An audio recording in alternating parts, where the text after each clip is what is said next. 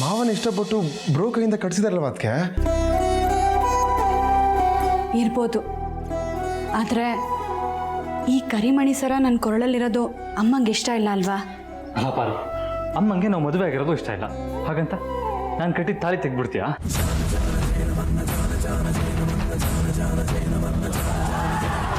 ಅಮ್ಮನ ಮುಂದೆನೇ ಮದುವೆ ಆದ್ವಿ, ಅಮ್ಮನ ಮುಂದೆನೇ ತಾಳಿ ಕಟ್ಟಿದ್ರಿ.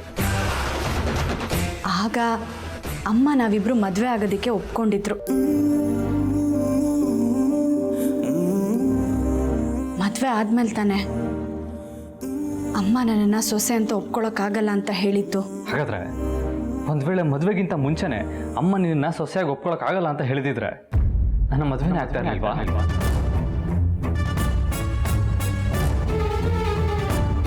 ಹೇಳು ಪಾರು.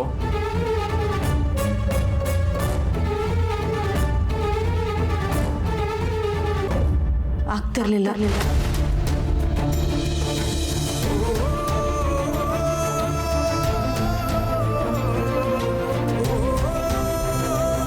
ನಿನ್ನ ಬುದ್ಧಿಗೆ ಏನಾಗಿದೆ ಪಾರು? ಅಮ್ಮಂಗೆ ಇಷ್ಟ ಆಗಲ್ಲ ಅಂತ ಗೊತ್ತಿದ್ರು ನಾನು ನಿನ್ನ ಲವ್ ಮಾಡಿಲ್ವಾ? ನಮ್ಮಿಬ್ರು ಪ್ರೀತಿನ ಅಮ್ಮ ಒಪ್ಪಲ್ಲ ಅಂತ ಗೊತ್ತಿದ್ರು ನೀನು ನನ್ನ ಲವ್ ಮಾಡಿಲ್ವಾ? ಮುಂದೇನಾದರೂ ನೀವು ಅಮ್ಮನ ಒಪ್ಪಿಸ್ತೀರಾ ಅನ್ನೋ ನಂಬಿಕೆ ನನಗಿತ್ತು. ಆದರೆ ಪಾರು, ಅದೆಲ್ಲ ಮುಗ್ದೋಗಿರೋ ಕತೆ. ನಾವಿಬ್ರು ಮದುವೆ ಆದ್ವಿ, ಅಮ್ಮ ಒಪ್ಪಿಲ್ಲ, ಒಪ್ತಾ ಇಲ್ಲ. ಮುಂದೆ ಒಂದಲ್ಲ ಒಂದು ದಿನ ಒಪ್ಪೋದು ಅನ್ನೋ ನಂಬಿಕೆ ಇಲ್ಲಿ ನಾವೆಲ್ಲರೂ ಇದ್ದೀವಿ. ಇವಾಗ ಅದಕ್ಕೂ ನೀನು ತಾಳಿ ತೆಗ್ದಿರೋದಕ್ಕೂ ಏನು ಸಂಬಂಧ ಪಾರ್ವತಿ?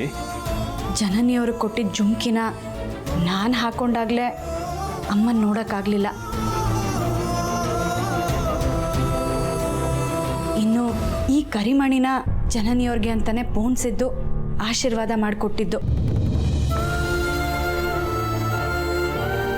ನಾನು ಅದನ್ನು ಹಾಕೊಂಡಾಗಲೂ ಅಮ್ಮಂಗೆ ಇಷ್ಟ ಆಗಲಿಲ್ಲ.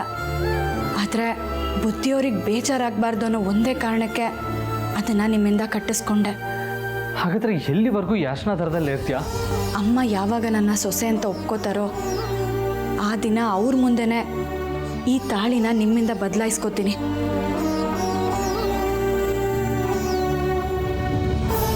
ಅಲ್ಲಿವರೆಗೂ ಇದೇ ಅರ್ಶನದ ದಾರದಲ್ಲಿರ್ತೀನಿ. ದಯವಿಟ್ಟು ನೀವು ಯಾರೂ ಬೇಜಾರು ಮಾಡ್ಕೋಬೇಡಿ. ಜನನಿ, ಅತ್ತೆ ಕರಿತಾ ಇದ್ದಾರೆ, ಏನು ಅಂತ ಕೇಳ್ಕೊಂಡು ಬರ್ತೀನಿ.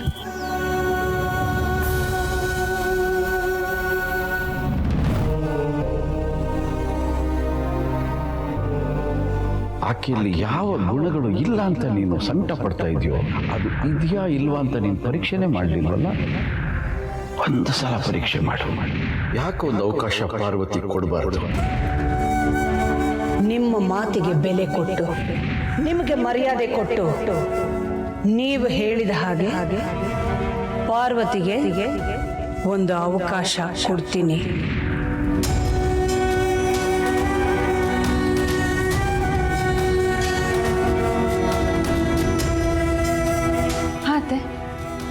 ಹಬ್ಬಕ್ಕೆ ಅಂತ ಊರಿಗೆ ಹೋಗಿರೋ ಜಯ ಇನ್ನೂ ಬಂದಿಲ್ಲ, ಅದಕ್ಕೆ ನಿನ್ನೆ ಕರೆದ್ನಮ್ಮ. ಪರವಾಗಿಲ್ಲ ಅತ್ತೆ, ಏನು ವಿಷಯ ಹೇಳಿ. ನಾಳೆ ಆಫೀಸಲ್ಲಿ board of directors meeting arrange ಆಗಿದೆ. ಆದಿತ್ಯ, ಪ್ರೀತು ಇಬ್ಬರನ್ನೂ ಬರಕ್ಕೆ ಹೇಳು. ಸರಿ ಅತ್ತೆ. ಹಾಗೆ ಪಾರ್ವತಿ ಹತ್ರ ಸ್ವಲ್ಪ ಮಾತಾಡಬೇಕಾಗಿತ್ತು, ಇಲ್ಲಿಗೆ ಬರಕ್ಕೆ ಹೇಳ್ತೀಯಮ್ಮ? ಪಾರ್ವತಿ ಅವರನ್ನ? ಸರಿ ಅತ್ತೆ, ಈಗಲೇ ಬರೋದಕ್ಕೆ ಹೇಳ್ತೀನಿ.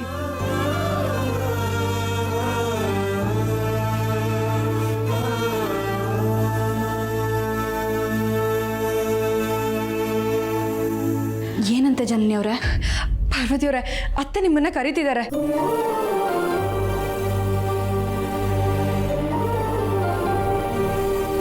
ನನ್ನನ್ನ? ಬೇಗ ಹೋಗಿ. ಅಲ್ಲ, ಏನ್ ವಿಷಯ? ಏನ್ ಕಾರಣಕ್ಕೆ ಕರ್ತಿದ್ದಾರೆ? ನಿಮ್ಮ ಹತ್ರ ಅತ್ತೆ ಏನೋ ಮಾತಾಡ್ಬೇಕಂತೆ.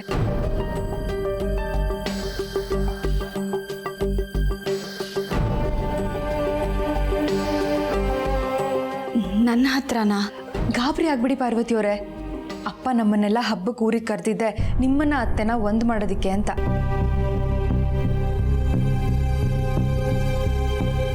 ಆ ವಿಷಯವಾಗಿ ಅತ್ತೆ ಹತ್ರ ಅಪ್ಪ ಮಾತಾಡಿದ್ದಾರೆ ಅನ್ಸುತ್ತೆ. ಈಗ ನಿಮ್ಮನ್ನ ಕರಿತಿರೋದು ಆ ವಿಷಯದ ಬಗ್ಗೆನೇ ನಿಮ್ಮ ಹತ್ರ ಮಾತಾಡೋದಕ್ಕೆ ಕರಿತಿದ್ದಾರೆ ಅನ್ಸುತ್ತೆ. ನೀವು ಧೈರ್ಯವಾಗಿ ಹೋಗಿ. ಹೋಗ್ಬಾ ಪಾರು.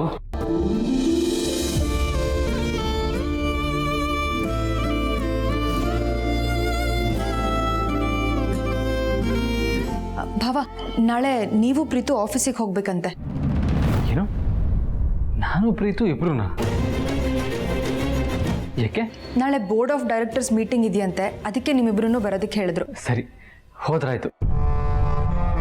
ಜಾನಿ, ಆದರೆ ಅಮ್ಮ ಪಾರನ್ ಕರೆದಿರೋದು ನೀನು ಹೇಳಿದ ರೀಸನ್ಗೆ ಇರಬಹುದಾ? ಗೊತ್ತಿಲ್ಲ ಭಾವ, ಇದ್ರೂ ಇರ್ಬೋದು ಅನ್ಸುತ್ತೆ. ಸರಿ ಸರಿ, ಏನು ವಿಷಯ ಅಂತ ಮೆತ್ತಗೆ ಹೋಗಿ ಕೇಳಿಸ್ಕೊಳ್ಳೋಣ. ಅಯ್ಯೋ ಬೇಡಪ್ಪ, ಅತ್ತೆ ಏನಾದರೂ ನೋಡಿದ್ರೆ ಅಷ್ಟೇ ಕತೆ. ಹೇಗಿದ್ರು ಪಾರ್ವತಿ ಅವ್ರು ಹೋಗಿದಾರಲ್ಲ, ಅವ್ರು ಬಂದ್ಮೇಲೆ ಅವರಿಂದಾನೇ ತಿಳ್ಕೊಳ್ಳೋಣ. ಆದರೂ ಕುತೂಹಲ ತಡ್ಕೊಳಕ್ಕಾಗ್ತಾ ಇಲ್ಲ. ಅಕಸ್ಮಾತಾಗಿ ಅದಕ್ಕೆ ಫೀಲ್ ಮಾಮ್ ಹಾರ್ಟಿಗೆ ಟಚ್ ಆಗಿ, ಸಾರಿ ಪಾರ್ವತಿ, ನನ್ನಿಂದ ತಪ್ಪಾಗಿದೆ, ಇನ್ಮೇಲಿಂದ ನೀನು ಈ ಮನೆ ಹಿರಿ ಸೊಸೆ ಅಂತ ಒಪ್ಕೊಂಡ್ಬಿಟ್ರೆ? ಹಾಗೇನಾದರೂ ಆದರೆ ನೀನು ಕೇಳಿದ್ದನ್ನು ಕೊಡಿಸ್ತೀನಿ ಪ್ರೀತು. ಹೌದಾ? ಹಾಗಾದರೆ ಹಾಗೆ ಆಗ್ಲಪ್ಪ ದೇವ್ರೆ. ಸರಿ ಸರಿ, ಇಲ್ಲಿ ನಿಂತ್ಕೊಳ್ಳೋಕ್ಕಿಂತ ಮಾಮ್ ಇದಾರಲ್ಲ ಆ ಜಾಗದಿಂದ ಸ್ವಲ್ಪ ದೂರದಲ್ಲಿ ನಿಂತ್ಕೊಂಡಾದ್ರು ಏನು ವಿಷಯ ಅಂತ ತಿಳ್ಕೊಳ್ಳೋಣ. ಬನ್ನಿ ಬನ್ನಿ ಬನ್ನಿ. ಅಲ್ಲ ಪ್ರೀತು, ಪ್ರೀತನೂ ಇಲ್ಲ ಗೀತನೂ ಇಲ್ಲ, ಬಾ ಬಾ ಬಾ ಬಾ ಬಾ.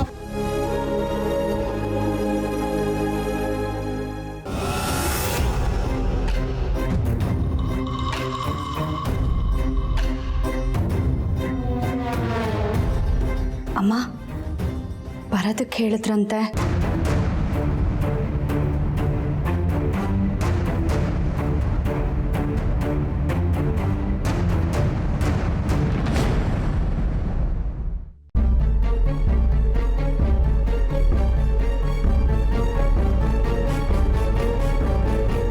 ನಾಳೆ ನೀನು ಆಫೀಸಿಗೆ ಬಾ.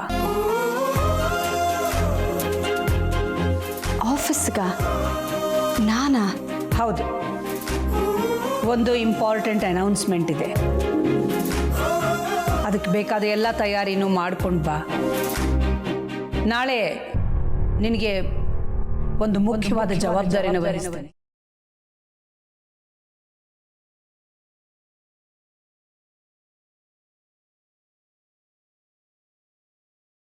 ಯಾವುದೇ ರೀತಿಲೂ ಆಭಾಸಗಳಾಗಬಾರ್ದು. ಆ ರೀತಿ ತಯಾರಾಗಿ ಬರಬೇಕು. ಸರಿ ಅಮ್ಮ, ಖಂಡಿತ ಬರ್ತೀನಿ.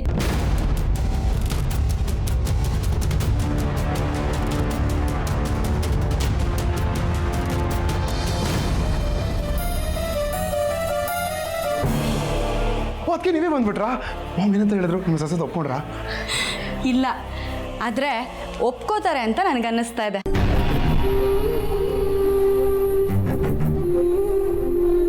ಪಾರು, ಹೌದಾ? ನಿಜವಾಗ್ಲೂನಾ? ನನಗೆ ನಂಬಕ್ಕೆ ಆಗ್ತಾ ಇಲ್ಲ ಪಾರು. ಅದಕ್ಕೆ ಅಮ್ಮ ನಿನ್ನ ಕರೆದಿದ್ದ? ಅದಕ್ಕಲ್ಲ, ಮತ್ತೆ ನಾಳೆ ನಾನು ನಿಮ್ಮ ಜೊತೆ ಆಫೀಸಿಗೆ ಬರಬೇಕಂತೆ. ಏನಕ್ಕಂತೆ? ನಿಮ್ಮ ಕುರ್ಚಿ ಪಕ್ಕ ನನಗೂ ಒಂದು ಕುರ್ಚಿ ಹಾಕಿ ಕೂರಿಸ್ತಾರಂತೆ. ಯಾಕೆ? ಯಾಕೆ ಅಂದರೆ ದಿನ ಈ ನಿಮ್ಮ ಮುದ್ದಾದ ಮುಖನ ನೋಡ್ಕೊಂಡು ಕೂತಿರೋದಕ್ಕೆ.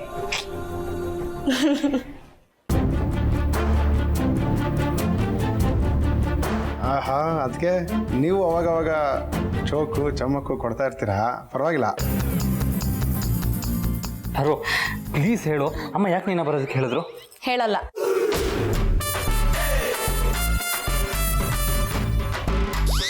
ಅದು ನನ್ನ ಅಮ್ಮನ ಮಧ್ಯೆ ನಡೆದಿರೋ ಮಾತುಕತೆ. ಹೇಗೋ ನಾಳೆ ಆಫೀಸಿಗೆ ನೀವು ಬರ್ತಿದ್ದೀರಲ್ವಾ, ಆಗ್ಲೇ ಗೊತ್ತಾಗತ್ತೆ ಬಿಡಿ. ಪ್ಲೀಸ್ ಪಾರು, ಪ್ಲೀಸ್ ಅದು ಹೇಳಿ ಅಲ್ಲ. ಹೇಳಿ ಪಾರ್ವತಿ ಅವರೇ, ಪ್ಲೀಸ್. ಹೇಳಲ್ಲ ಹೇಳಲ್ಲ ನಿಮ್ಗಂತೂ ನಿಂತ್ಕೋ ಪಾರು. ಹೇಳಲ್ಲ. ಅವ್ರು ನಿಂತ್ಕೊಳ್ಳಲ್ಲ, ನೀನೇ ಓಡಬೇಕು. ಓಡು ಓಡು ಓಡು ಓಡು ಓಡು.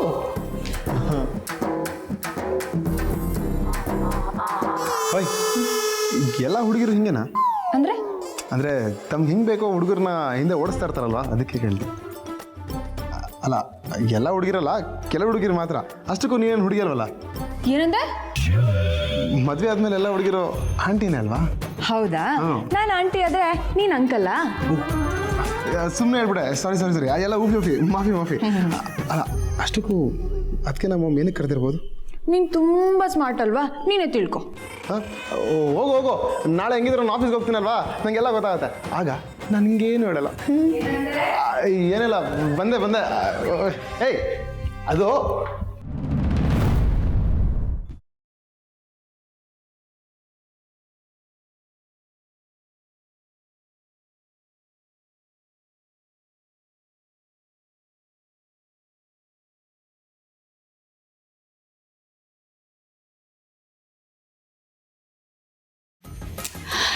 ಯಜಮಾನ್ರೆ, ನಾಳೆ ಆಫೀಸಿಗೆ ಯಾವ ಸೀರೆ ಉಟ್ಕೊಳ್ಳಿ? ಇದು ಹೇಗಿರುತ್ತೆ? ಇದು ಪೂಜೆಗೆ ಉಟ್ಕೊಳ್ಳೋ ಥರ ಇರುತ್ತಲ್ವಾ? ಬೇಡ ಬಿಡಿ. ಇದು ಬೇಡ, ಇದು ತುಂಬ ಕಲರ್ಫುಲ್ ಆಗೋಯ್ತು. ಇದು ಇದು ಓಕೆ ಅನಿಸುತ್ತೆ. ಹೌದಾ? ಇದು ನೋಡಿ ನೋಡಿ. ಬೇಡ ಬೇಡ ಪಾರು. ಬೇಡವಾ? ಇದು ಹೇಗಿರುತ್ತೆ ನೋಡಿ. ನಂಗೆ ಯಾಕೋ ಇದೇ ಬೆಸ್ಟ್ ಅನಿಸ್ತಾ ಇದೆ. ಹೌದಾ? ಸರಿ ಯಜಮಾನ್ರೆ, ಸರಿ, ನಾನು ಇದನ್ನೇ ಉಟ್ಕೋತೀನಿ. ಯಜಮಾನ್ರೆ, ಇನ್ನು ಮುಂದೆ ನಮಗೆಲ್ಲ ಒಳ್ಳೆ ದಿನಗಳೇ ಅಂತ ಅನಿಸ್ತಾ ಇದೆ. ನನಗೆ ಎಷ್ಟು ಖುಷಿ ಆಗ್ತಿದೆ ಅಂದರೆ ಹೇಳ್ಕೊಳ್ಳೋದಕ್ಕೆ ಆಗ್ತಾ ಇಲ್ಲ. ಪಾರು, ನಿನ್ನ ಮತ್ತು ಅಮ್ಮನ ಮಧ್ಯ ಅದೇನು ಮಾತುಕತೆ ನಡೀತೀಯೋ ನನಗೆ ಗೊತ್ತಿಲ್ಲ. ಆದರೆ ನಿನ್ನ ಖುಷಿ ನೋಡ್ತಾ ಇದ್ರೆ ಮುಂದೆ ಎಲ್ಲ ಒಳ್ಳೇದೇ ಆಗುತ್ತೆ ಅಂತ ನನಗೆ ಅನ್ನಿಸ್ತಾ ಇದೆ. ಹ್ಞೂ ಯಜಮಾನ್ರೆ, ಕೊನೆಗೂ ಆ ದೇವ್ರು ನಮ್ಮ ಕೈ ಬಿಡಲಿಲ್ಲ.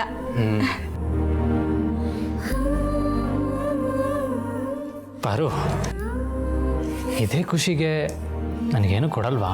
ಏನು ಬೇಕು ಕೇಳಿ, ನಿಮಗೋಸ್ಕರ ನಾನು ಪ್ರಾಣ ಬೇಕಾದರೂ ಕೊಡ್ತೀನಿ.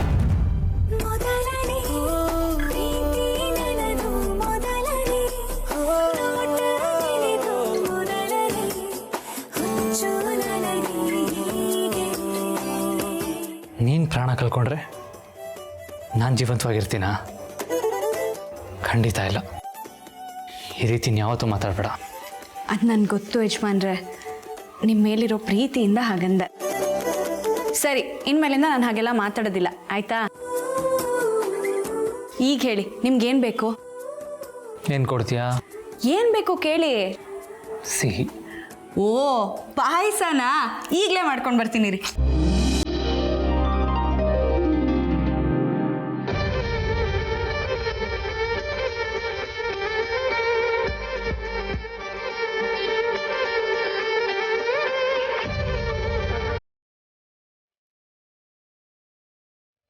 ನಾನು ಕೇಳಿದ್ದು ಆ ಸಿಹಿ ಅಲ್ಲ,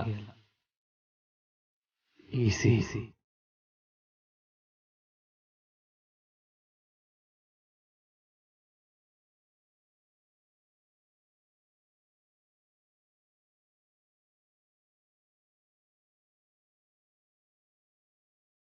ನಮ್ಮ ಮದುವೆಗೆ ಎಷ್ಟು ದಿನ ಆಯಿತು. ಅಮ್ಮ ಒಪ್ಕೊಳ್ಳೋವರೆಗೂ ಫಸ್ಟ್ ನೈಟ್ ಬೇಡ ಅಂತ ಅಂದಿದ್ದೆ. ಒಂದು ಮುತ್ತು ಕೊಡಲಿಲ್ಲ ಅಂದರೆ ಹೇಗೆ ಹೇಳು? ಬೇಡ. ಅದೇ ಯಾಕೆ? ಪ್ಲೀಸ್ ಕರುಣೆ ತೋರಿಸು.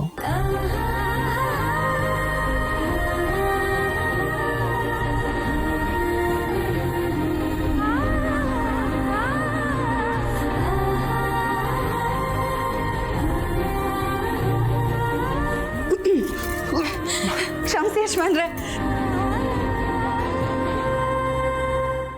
ಓಡು ಅದೆಷ್ಟು ದಿನ ಓಡ್ತೀಯ ಅಂತ ನಾನು ನೋಡ್ತೀನಿ.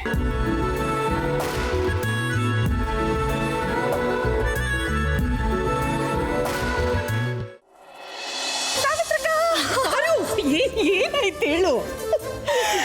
ಸಾವಿತ್ರಕ್ಕ, ಅಖಿಲಮ್ಮಂಗೆ ನನ್ನ ಮೇಲಿರೋ ಕೋಪ ಕಮ್ಮಿ ಆಗಿದೆ. ನನಗೆ ಅದೇ ಖುಷಿ. ನಾಳೆ ಆಫೀಸಿಗೆ ಬಾ, ನಿನ್ಗೊಂದು ದೊಡ್ಡ ಜವಾಬ್ದಾರಿ ಕೊಡ್ತೀನಿ ಅಂತ ಹೇಳಿದ್ದಾರೆ. ನನಗಂತೂ ಸಖತ್ ಖುಷಿ ಆಗ್ತಿದೆ ಸಾವಿತ್ರಕ್ಕ. ಲೇ ಅಕ್ಕ ಹೋಲ್ಡ್ ಆನ್. ಅಷ್ಟಕ್ಕೂ ಅಖಿಲಮ್ಮ ನಿನ್ನ ಯಾಕೆ ಬರೋದು ಕೇಳಿದ್ದಾರೆ ಅಂತ ಗೊತ್ತಾ? ಗೊತ್ತು. ಏನಕ್ಕೆ? ಜವಾಬ್ದಾರಿ ವಹಿಸೋದಿggಣಿ. ಏನ್ ಜವಾಬ್ದಾರಿ? ಆಫೀಸ್ ಬಾಸ್ ಮಾಡಕ್ಕ? ಲೇ ದಡ್ಡ, ನನಗೆ ಅಷ್ಟು ದೊಡ್ಡ ಜವಾಬ್ದಾರಿ ಕೊಡೋದಕ್ಕೆ ನಾನೇನು ವಿದೇಶದಲ್ಲಿ ಓದ್ಕೊಂಬಂದಿದ್ದೀನ? ಆಫೀಸ್ ಜವಾಬ್ದಾರಿ ಅಂದರೆ ನಾನು ಮನೇಲಿ ಮಾಡ್ತೀನಲ್ಲ, ಆ ಜವಾಬ್ದಾರಿಗಳನ್ನ ಅಲ್ಲಿ ನಿಭಾಯಿಸಕ್ಕಣೋ. ಓ, ಅಂದ್ರೆ ಕ್ಲೀನಿಂಗ್ ಮಾಡಿಸೋ ಜವಾಬ್ದಾರಿ ಕೊಡ್ಬೋದು ಅನ್ಸುತ್ತೆ. ಇಲ್ಲ ಚನ್ನಪ್ಪಣ್ಣ, ಮನೆ ಮೇಂಟೈನ್ ಮಾಡೋ ಥರ ಆಫೀಸ್ ಮೇಂಟೈನ್ ಮಾಡೋ ಜವಾಬ್ದಾರಿನೂ ಕೊಡ್ಬೋದು ಅನಿಸುತ್ತೆ. ನನಗೆ ನಾವು ಮನೇಲಿ ಮಾಡೋ ಥರ ಅಡುಗೆ ಜವಾಬ್ದಾರಿಗಳನ್ನ ವಹಿಸ್ಬೋದು ಅಂತ ಅನಿಸುತ್ತೆ. ಹೇ ಇಲ್ಲ ಇಲ್ಲ, ನೀನು ಕಾಫಿ ಚೆನ್ನಾಗಿ ಮಾಡ್ತೀಯಲ್ಲ ಪಾರ್ವತಿ, ಅದ್ರ ಜವಾಬ್ದಾರಿ ವಹಿಸ್ಬೋದು ಅನ್ಸುತ್ತೆ. ಹಾ ಇದ್ರೂ ಇರ್ಬೋದು. ಎಲ್ಲರೂ ಸ್ವಲ್ಪ ಸುಮ್ಮನಿರ್ತೀರಾ? ಇಷ್ಟಕ್ಕೂ ನಿಮಗೆ ನೀವೇ ಕಲ್ಪನೆ ಮಾಡ್ಕೊಂಡ್ರೆ ಹೆಂಗೆ? ಅಖಿಲಮ್ಮ ಇಂಥ ಕೆಲಸಕ್ಕೆ ಕರೆದಿದ್ದೀನಿ ಅಂತ ಪಾರುತ್ರ ಏನಾರು ಹೇಳಿದಾರ? ಮತ್ತೆ ನಿಮಗೆ ನೀವೇ ನಿರ್ಧಾರ ತಗೊಂಡ್ಬಿಡೋದಾ? ಮತ್ತಿನ್ಯಾಕೆ ಕರೆದಿರ್ಬೋದು ಸಾವಿತ್ರಕ್ಕ? ಅದೇ ನಂಗೂ ಗೊತ್ತಾಗ್ತಿಲ್ಲ ಕಣೋ.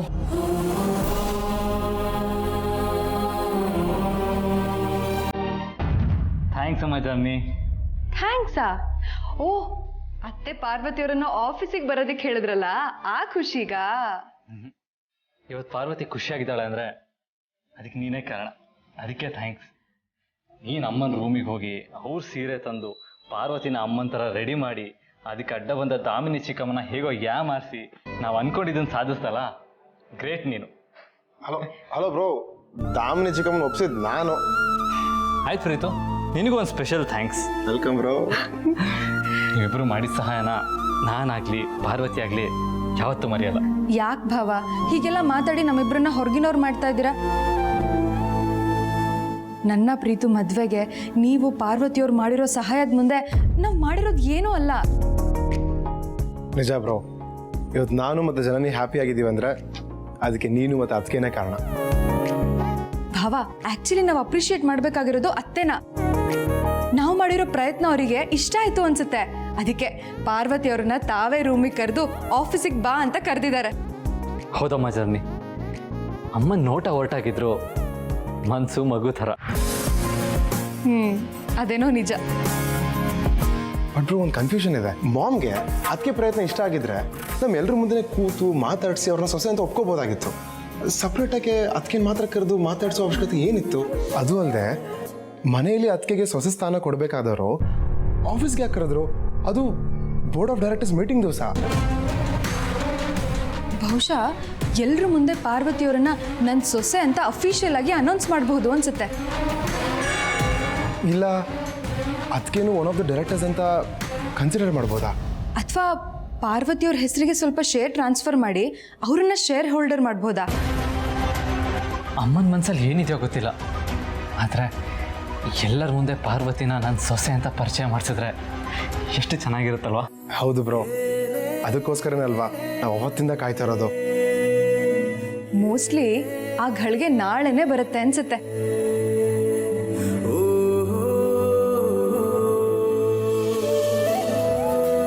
ಅಖಿಲಮ್ಮ ನಾಳೆ ನನ್ನ ಸೊಸೆ ಅಂತ ಎಲ್ಲರ ಮುಂದೆ ಪರಿಚಯ ಮಾಡಲ್ಲ, ಅದಂತೂ ನನಗೆ ಚೆನ್ನಾಗಿ ಗೊತ್ತು. ಆದರೆ ನಾಳೆ ಆಫೀಸಿಗೆ ಬಾ, ನಿಂಗೆ ದೊಡ್ಡ ಜವಾಬ್ದಾರಿ ವಹಿಸ್ತೀನಿ ಅಂತ ಹೇಳಿದ್ದಾರೆ. ಬಹುಶಃ ಇವರೆಲ್ಲರೂ ಹೇಳಿದ್ರಲ್ಲಿ ಯಾವ್ದಾದ್ರು ಒಂದು ಜವಾಬ್ದಾರಿನ ನಾನು ಕೊಡ್ಬೋದು ಅನಿಸುತ್ತೆ. ಅಲ್ಲ ಕಣೆ ಅಕ್ಕ, ಆ ಥರ ಕೆಲಸ ಕೊಟ್ಟರೆ ನಿಂಗೆ ಖುಷಿ ಪಡೋದ್ರಲ್ಲಿ ಏನಿದೆ? ನನಗನ್ಸುತ್ತೆ ಅಖಿಲಮ್ಮ ನಿನ್ನ ದೂರ ಮಾಡ್ತಿದ್ದಾರೆ ಅಂತ.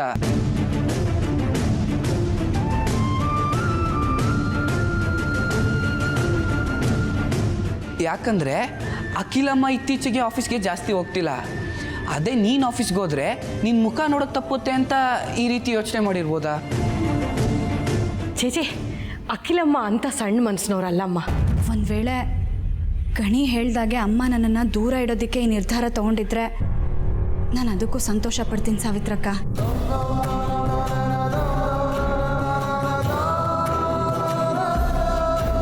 ಯಾಕೆ ಅಂದರೆ ನಾನು ಈ ಮನೆಗೆ ಸೊಸೆಯಾಗಿ ಬಂದಾಗಿಂದ ಅಮ್ಮಂಗೆ ಸಂತೋಷ ನೆಮ್ಮದಿ ಇಲ್ಲ.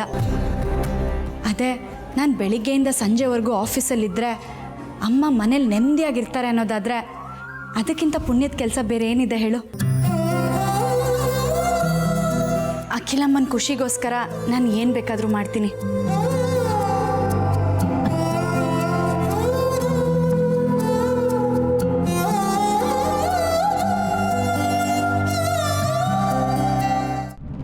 ಅಮ್ಮ ಆಫೀಸಿಗೆ ಕರೆದಿದ್ದ ಖುಷಿಲಿ ನನ್ನ ಹೆಂಡತಿಗೆ ನಿದ್ದೆನೇ ಬರ್ತಿಲ್ಲ ಅನಿಸುತ್ತೆ.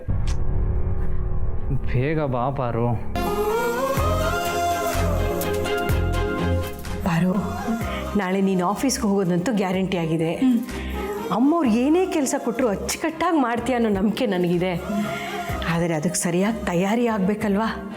ಆಮೇಲೆ ಎಲ್ಲರ ಮುಂದೆ ಅಭಾಸ ಆಗಬಾರ್ದು. ಆಫೀಸ್ ಬಗ್ಗೆ ಆಫೀಸಲ್ಲಿ ಇರೋರ ಬಗ್ಗೆ ಯಜಮಾನ್ರಿಗಿಂತ ಚೆನ್ನಾಗಿ ಇನ್ಯಾರಿಗೆ ಗೊತ್ತಿದೆ ಹೇಳು? ಅವ್ರನ್ನ ಹೋಗಿ ಎಲ್ಲ ಸರಿಯಾಗಿ ತಿಳ್ಕೊ. ಸರಿ ಸಾವಿತ್ರಕ್ಕ, ನಾನು ಈಗಲೇ ಹೋಗ್ತೀನಿ. ಯಜಮಾನ್ರೆ, ಪಾರು, ಯಾಕೆ ಇಷ್ಟೊತ್ತು ಬರೋದಕ್ಕೆ? ಯಜಮಾನ್ರೆ ಕೆಲಸ ಇತ್ತು. ಮದುವೆ ಆದ್ಮೇಲೂ ಕೆಲಸನಾ? ಮದುವೆ ಆಗ್ಬಿಟ್ರೆ ಜವಾಬ್ದಾರಿ ಇರಲ್ವಾ? Good answer. ಆದರೂ ನಿನಗೋಸ್ಕರ ನಾನು ಎಷ್ಟೊತ್ತಿಂದ ಕಾಯ್ತಾ ಇದ್ದೀನಿ ಗೊತ್ತಾ? ಕ್ಷಮಿಸ್ಬಿಡಿ. ಕ್ಷಮಿಸ್ಬೇಕಾ? ಯಜಮಾನ್ರೆ, ನನಗೆ ನಿಮ್ಮಿಂದ ಒಂದು ಸಹಾಯ ಆಗಬೇಕಾಗಿತ್ತಲ್ಲ. ಸಹಾಯನಾ? ಚಾರ್ಜ್ ಆಗುತ್ತೆ. ಚಾರ್ಜಾ? ಏನು? ಮುತ್ತು. ಮುತ್ತಾ? ಅವಾಗಲೇ ಮುತ್ತು ಕೊಡು ಅಂದರೆ ನನ್ನ ಹತ್ರ ತಪ್ಪಿಸ್ಕೊಂಡು ಹೋದೆ. ಇವಾಗ ನಿನ್ನ ಸಹಾಯ ಬೇಕು ತಾನೆ? ಮುತ್ತು ಕೊಟ್ರೆ ಹೇಳ್ತೀನಿ, ಇಲ್ಲ ಅಂದರೆ ರಗ್ಗೊತ್ಕೊಂಬಲ್ಕು.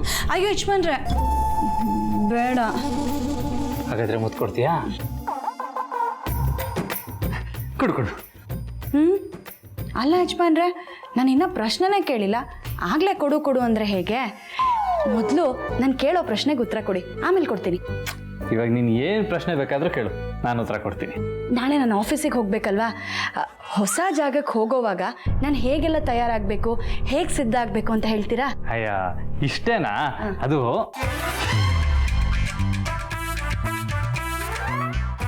ನಾನು ಹೇಳೋಕ್ಕಿಂತ ಮುಂಚೆ ನನ್ನ ಪಾಲಿಂದ ನನಗೆ ಬರಬೇಕು. ಆಹಾ, ಇದು ಯಾಕೋ ಅತಿ ಆಗಲಿಲ್ವಾ?